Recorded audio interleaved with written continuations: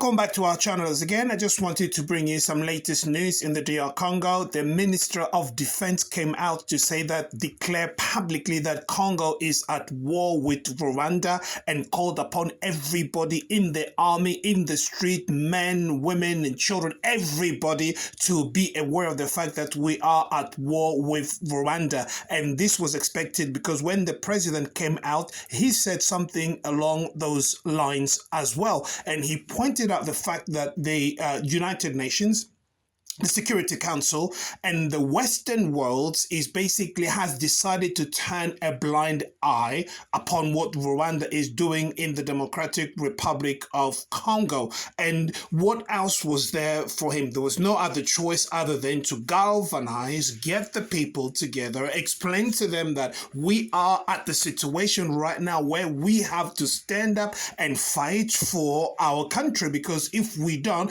nobody is going to do it. Now, we have come to understand, and everybody knew this from a long time, that Rwanda was being armed, Rwanda was being supported, because this is a proxy war, as I said before. Now, the M23 that we're fighting, as the president is mentioning, is only it's only there because it's backed by the Western powers. I know, and you could understand from the Minister of Foreign Affairs, he's been into every instances of power within the United Nations, but nobody has actually given her what she's looking for. She was looking for sanctions against Rwanda. That has not come about. And everybody in Africa, in terms of leaders, they've gathered and some of them have condemned what Rwanda is doing. As you probably know, that this is a proxy war. You have the Western powers and you have other multinational companies that have invested tons and tons of money in order to fuel the conflict that is in the eastern part of Congo, because they know that this is how they get their hands on the mineral,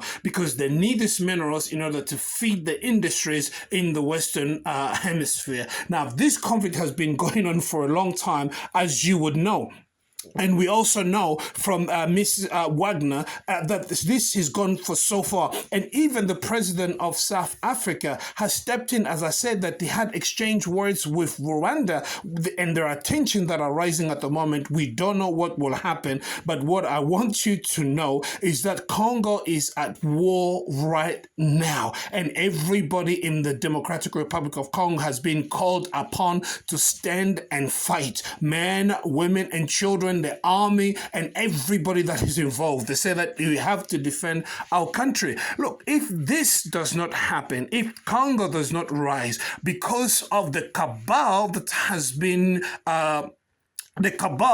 been formulated by all these countries, then what will they do? They will come, now that they have, if you like, taken a chunk of Goma, they want to proceed now to Kivu. They want to get a hold of Kivu as well. You ask yourself, what kind of weapons, what kind of armament does Rwanda possess in its logistics in order to get where and do what it's actually doing at the moment? It is wrong. And we all know and we all understand that much of what is happening there is actually being backed by the Western countries. And the Congolese have said that they are not going to let anything go, but they have to stand up right now. They have to fight. So it is now official that the war is declared between the Democratic Republic of Congo and Rwanda. And obviously Uganda is supporting Rwanda, but Congo can only rely on its allies as well. We'll bring you more news as they come.